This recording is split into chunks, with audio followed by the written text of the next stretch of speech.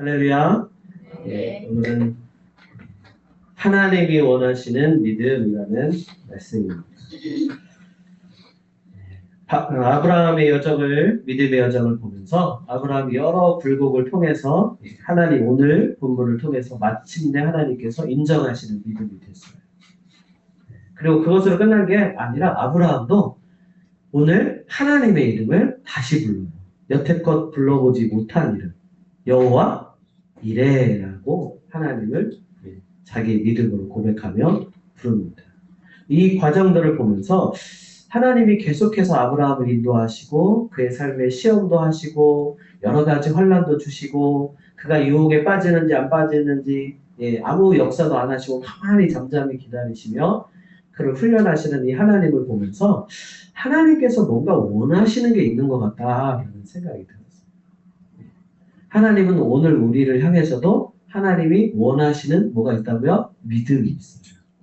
이 믿음에 여러분 각자가 이르를 때 우리의 삶에 오늘 아브라함이 고백한 것처럼 하나님은 나의 하나님 여호와 이레라고 선포하는 것처럼 우리의 삶에서도 이런 믿음의 선포가 이루어지는 그런 각자의 삶, 개인의 복된 삶이 되시기를 주님의 이름으로 축복합니다. 오늘 하나님께서 이 믿음, 하나님이 원하시는 저와 여러분의 삶의 믿음이 뭔지 좀 알아봤으면 좋겠어요. 첫 번째는 나에게 주시는 말씀이, 믿음이 하나님의 역사로 증명되어지는 시간이 있다라는 것을 오늘 말씀하고 계십니다.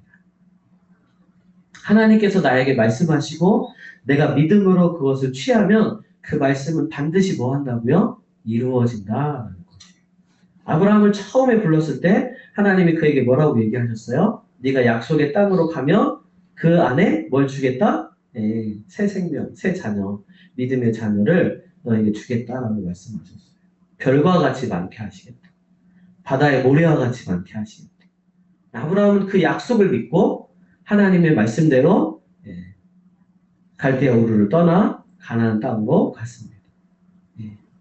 그냥 다른 곳에서 들은 말씀, 누가 한 말씀들이 아니라 주워 담은 것이 아닌 하나님이 직접 나에게 하신 그 말씀. 오늘 그것을 붙잡는 게 가장 먼저 필요해요. 하나님은 우리에게 뭐 하신다고요? 말씀하세요. 여러 가지 상황을 통해서 말씀하셔요. 이렇게 예배를 통해서도 말씀하시고 우리가 기도할 때도 말씀하시고 때로는 꿈을 꾸는 환상 가운데서도 말씀하시고 때로는 상황과 사람들의 환경과 여러 가지 일들을 통해서 우리에게 하나님 뭐 하신다고요? 말씀하십니다. 그것이 내 삶에 이렇게 들어올 때 아, 하나님이 말씀하시는구나 라는 믿음이 생길 때가 있어요. 그냥 모든 말이 다 나에게 들리긴 하지만 이게 다 믿음으로 받아들여지지 않고 정말 하나님이 나에게 이건 정말 나에게 말씀하시는 것 같네 라는 이런 마음이 들도록 믿음이 생기도록 하나님이 말씀하실 때가 있다 없다? 있다는 걸 여러분 알아요. 그래서 우리가 그 하나님의 말씀을 붙잡기 위해서 모르잖아요. 모르니까 내가 매일 이렇게 예배하고 같이 모여서 기도하고 같이 하나님의 말씀을 알아가기 위해서 우리의 삶을 점검하고 이렇게 나아가는 거예요. 왜? 잘못된 것으로 하나님의 말씀을 받아들이면 뭐로 빠지기 때문에요? 3000% 쭉 빠져버리잖아요. 그죠? 잘못된 것을 붙잡고 가면 잘못된 확신 가운데 거하면 잘못된 것을 이룰 수 있어요.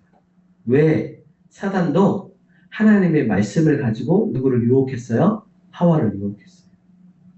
근데 하나님의 말씀 정확하게 갖고 했나요? 아니면 비스무리하게 했나요? 아주 비슷하게 했어요. 한 글자만 이렇게 꺾어가지고 꼬아서 이렇게. 그러니까 하나님의 온전한 말씀 안에 우리가 서기 위하여 성경을 공부하고 말씀을 배우고 듣고 이런 일도 하는 거예요. 알아야 하나님이 어떤 뜻인지 이 말씀이 무슨 뜻인지 이 뜻은 어떻게 해석을 해야 되는지 상황과 환경으로 해석을 하는 게 아니라 어떻게 하나님의 뜻대로 해석을 말씀대로 해석을 하는 것이 중요한지를 오늘 알아가는 것이 저와 여러분에게 필요합니다. 하나님께서 분명히 그렇지만 분명히 뭐 하신다고요? 말씀하십니다. 그 말씀을 붙드는 저와 여러분 되시기를 주님의 이름으로 축복합니다. 아브라함은 죽은 자에게서 생명을 일으키시는 전능한 하나님을 경험하였습니다. 사라가 죽어서 아무것도 할 수 없는 상황인데, 그죠? 그 사라에게서 뭐가 나왔다고요? 네, 이삭이 태어났어요. 말이 안 되는 나이에 아주 놀라운 성령의 역사. 그것을 경험한 아브라함은 하나님은 하실 수 없는 것에서도 하실 수 있는 분이시구나.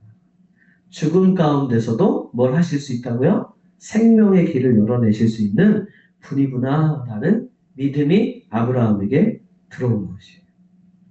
그래서 그 믿음을 정말 아브라함이 갖고 있는지 오늘 하나님께서 뭐 하셨어요? 테스트 하셨어요. 본문에 보면 이삭이 태어나고 아브라함이 자리를 잘 잡고 이제 팍 번성해 가려고 하는 시기 그 이후라고 나와요.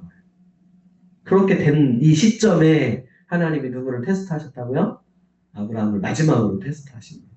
지금 아브라함이 정말 하나님이 살아계신 하나님, 역사하시는 하나님, 죽음 가운데서 새로운 생명을 일으키시는 하나님인지를 믿는지를 마지막으로 하나님이 뭐 하시겠다고요?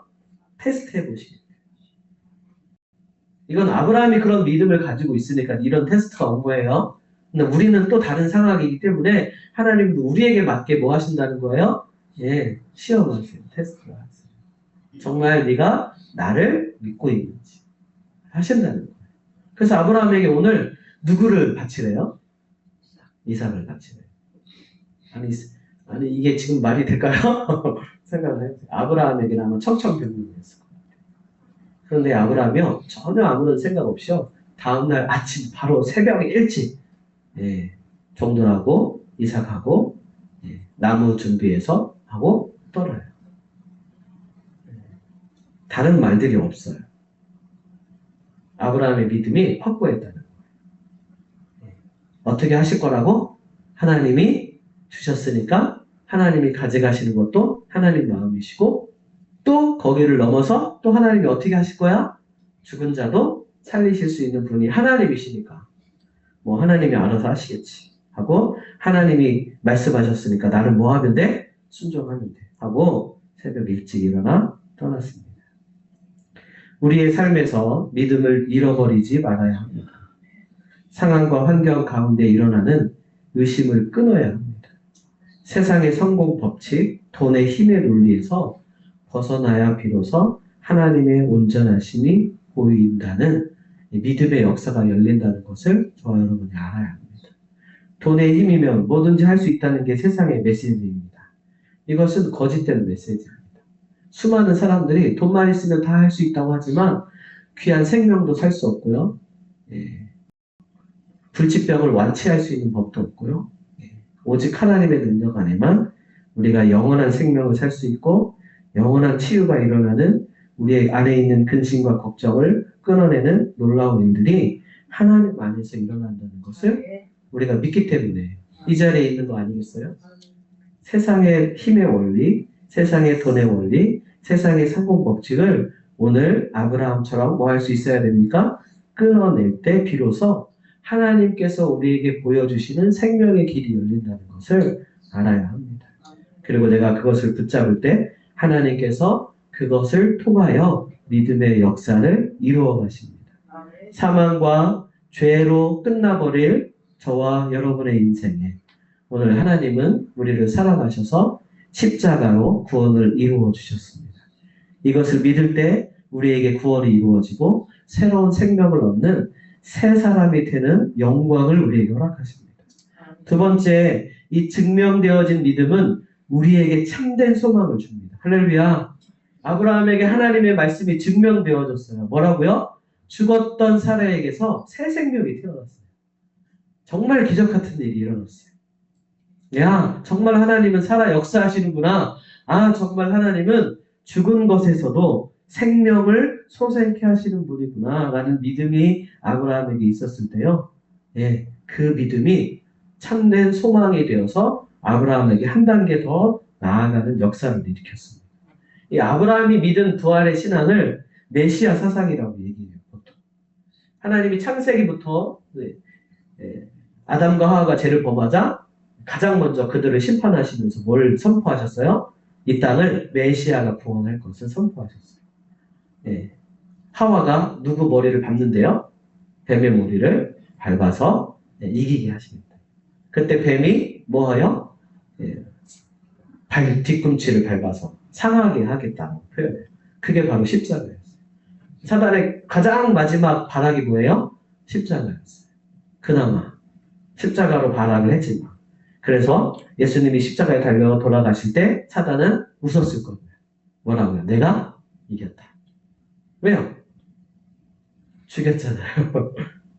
동원할 수 있는 모든 걸 다 동원해서 결국은 예수 그리스도를 십자가에 달아 죽였어요. 그래서 모든 게 다 끝났다라고 아마 사단은 생각했을 겁니다. 내가 이겼다. 그리고 돌 무덤에 예수 그리스도를 닫아서 가둬버렸습니다. 근데 3일이 일어나 어떤 일이 일어났죠? 네, 예수님께서 부활하셨어요. 할렐루야. 이 믿음이 어디서 왔다고요? 아브라함에게서 왔다고 히브리서에 표현했어요. 제가 한번 설명을 해드렸으니까. 아브라함은 죽은 것에서 살아나는 부활의 신앙을 가지고 있었기 때문에 하나님이 그를 어떤 사람? 믿음의 사람으로 인정해 주셨어요. 왜 우리의 믿음의 조상이 아브라함이 됐다고요? 아브라함이 부활의 신앙을 가졌기 때문에. 죽은 자도 다시 살리실 하나님. 우리도 그 부활을 믿잖아요. 그죠? 그러니까 잘 보세요. 아브라함이 믿었던 믿음이 결국은 우리가 지금 이 땅에서 믿는 믿음이 된 거예요. 그러니까 하나님은 아브라함을 믿음의 조상으로 만드시기 위해서 아브라함의 삶에 생명이 없는 사라를 통하여 생명이 태어나는 놀라운 법칙, 믿음의 법칙을 그가 발견하도록 그의 삶을 이끄시고 인도해 가시는 것이에요. 할렐루야. 하나님은 우리를 너무나 잘 아세요. 내 입에서 믿음이 선포되어질 때 하나님은 가장 기뻐하십니다. 그것을 위하여 하나님이 우리의 삶에 지금 뭐 하시는 거예요? 여러 가지 상황과 환경 가운데서 우리를 이끌어 가시는 거예요. 때로는 침묵하시기도 하시고 우리는 답답해 죽겠는데 왜 하나님 말씀하시지 않느냐고.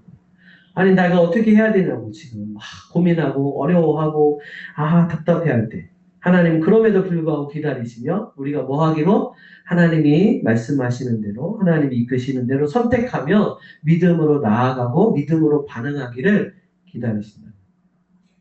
그래서 그렇게 하나님이 우리 안에 역사되어지는 걸 우리가 믿어야 그 다음에 어떤 소망이 생긴다고요?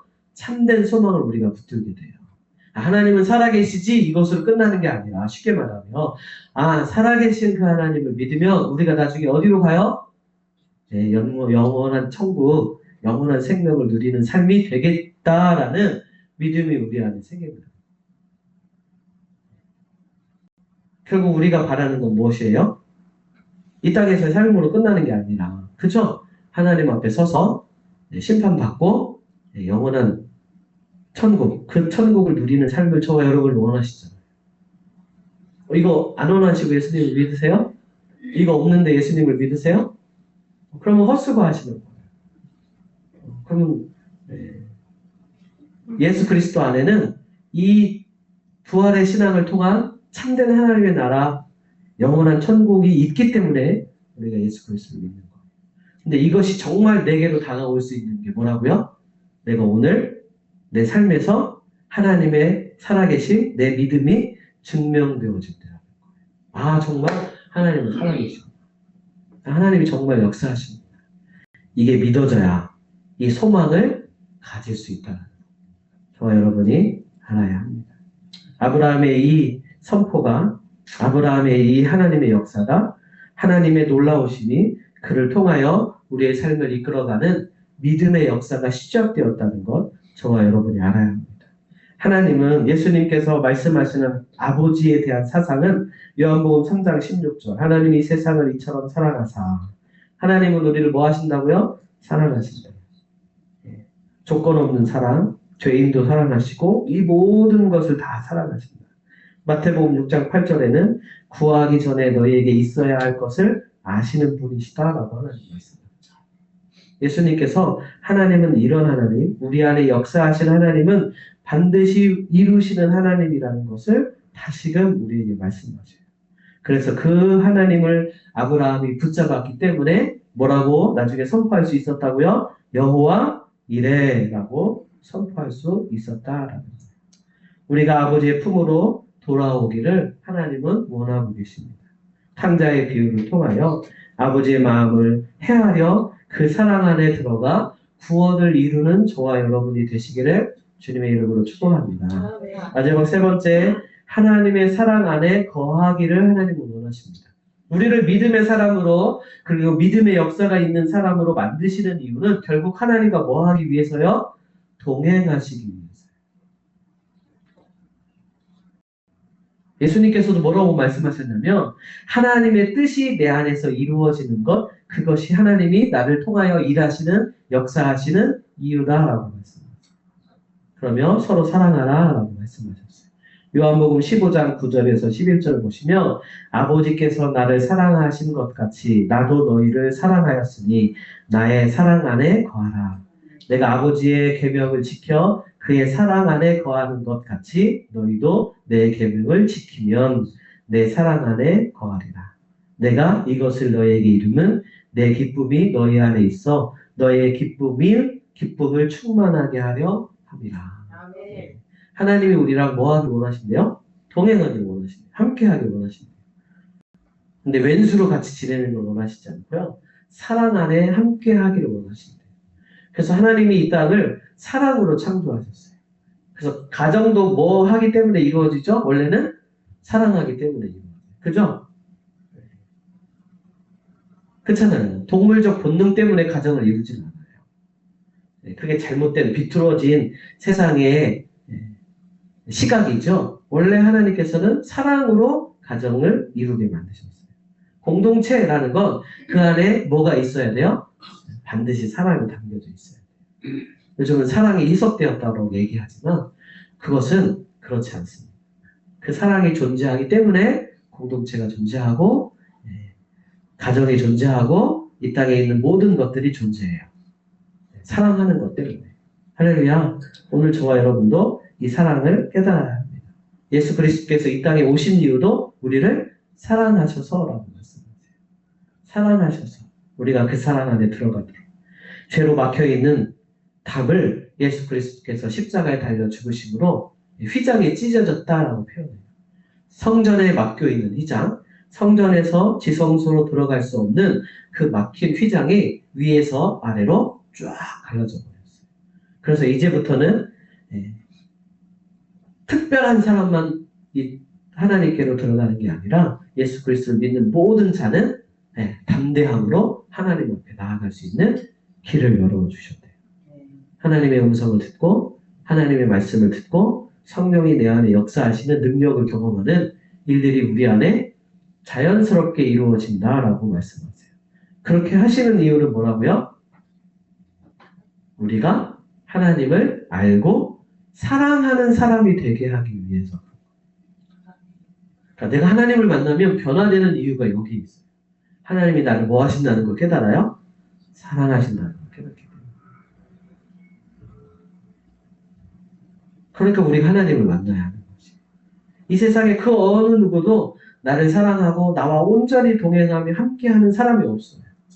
나를 늘 일일이 보고 계시고 내가 앉고 일어서고 마시고 뭐 할 때 그 모든 상황을 다 알고 계시며 내가 정말 하나님이 원하시는 불완전한 사람인데도 불구하고 나를 사랑하신대요.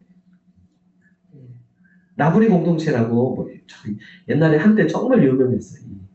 유럽 쪽에 있는 공동체인데 거기서는요 믿지 않는 사람 모든 사람들이 다 와서 토론하는 공동체예요. 심지어는 뭐라고까지 얘기했냐면 네가 화장실에 앉아 있어도 하나님 너와 함께 하신대. 뭐 이런 거 가지고 주제 가지고 뭐 토론해요. 그럼 제가 그걸 생각해봤어요. 내가 벗고 이거 화장실에 이렇게 앉아 있어요. 이게 하나님 앞에 보기 좋은 모습인가? 이게 하나님이 그럴 때가 하나님 함께 하실까? 이게 고민을 해봤어요. 함께 하실까요? 안 하실까요?